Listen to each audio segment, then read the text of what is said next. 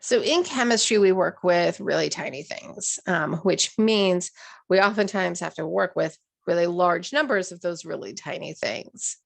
So in general, we find that in this field, we're using really large numbers and really small numbers a lot.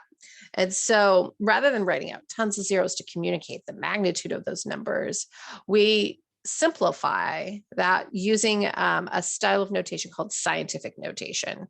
And it's just a way of writing numbers that essentially abbreviates all the zeros that would kind of lead to it being too long to write out. So it's always going to have the same style of format. There's always going to be a digit, so one number followed by a decimal place. And then at least one, sometimes, well, I guess it doesn't even need to be one, it could be zero, but some number of digits following that. And that number would be based on the significant figures you have, and we'll talk about that next. And then times 10 to an exponent. And so that exponent is just like how many times do you multiply 10? And so if I had 10 squared, that's equal to saying 10 times 10. Or if it's 10 to the fourth, it's 10 times 10 times 10 times 10, which would be equal to 10,000. And so it's kind of a way of saying, well, you would actually just move that decimal place over a whole bunch and have some zeros. So I'm going to walk through two examples, and hopefully you've seen this before. If not, it's not good. This is really just an introduction. So that way, when you're seeing numbers written this way, you're aware of what you're being exposed to. So first, let's start with a big number. So here, this is 101,000. So if I wanted to write this in scientific notation, I'm going to imagine that at the end of this number, there'd be a decimal place, right? And then a bunch of zeros. So that would be the same exact number.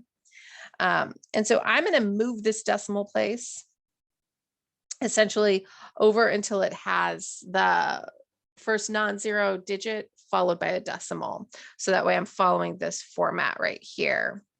So I would have to move it all the way over to be in between this 1 and 0. And so this would look like 1.01. And I will stop after the 1 and I'll multiply this by 10. And so the question is, what exponent do I need for this 10 to multiply by 1.01 so that way it equals 100,000, 100,000, 101,000 right up here. So the number of times the decimal place would have to move over would be 1, 2, 3, 4, 5. And I'm just kind of counting the kind of places that we would need to go over, because when we're multiplying by 10, it's essentially just like moving a decimal place, because we're going to increase or decrease by a factor of 10.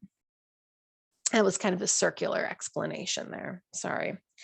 So I could plug this into my calculator. And if I do, I'm going to end up getting, this equal to 101,000 and 1,000 right here.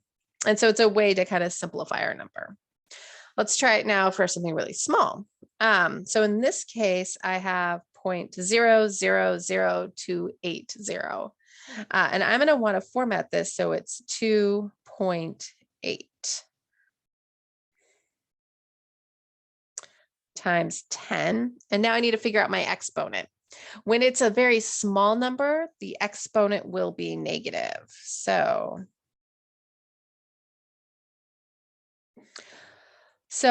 again, I use this trick where I kind of count over the places the decimal would move to simplify this. So I would count over 1, 2, 3, 4. So I'm going to move this 4 to the right. This is actually going to be times negative 10 to the negative 4, which will make my number smaller rather than larger. It's kind of like dividing by 10 to the 4th. So if I plugged this into my calculator, this would equal 0.000280. You can double check me. All right. And so you'll probably see scientific notation, and this is what it means.